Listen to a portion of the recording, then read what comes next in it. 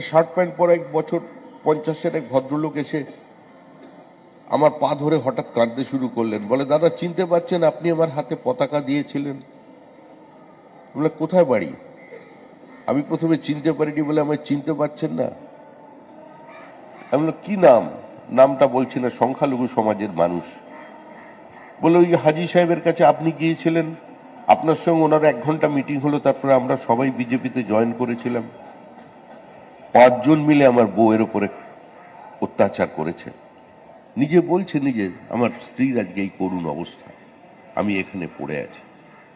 বাড়িতে ঢুকেছে, বাড়িতে ঢুকে একজন মহিলাকে বলেছে, তার পুত্রবধূ কোলে শিশু, মানে সদ্যজাত শিশুকে নিয়ে দাঁড়িয়ে আছে, রিভলভার মাথার ওপরে, বলে এক্ষুনি গুলি করে দেবো, কাপড় খোল। মহিলাকে সম্পূর্ণ বিভ্রস্ত করেছে, বলে সমস্ত খুলতে হবে। সমস্ত বিভ্রস্ত করবার পর তাকে বলেছে চা বানা, সেখানে বসে চা খেয়েছে। চা খাবার পর বলে, বিস্কিট বাড়িতে নেই, মুড়িও রাখিসনি। ভদ্রমহিলা ওই অবস্থায় উঠে মুড়ি দিয়েছেন।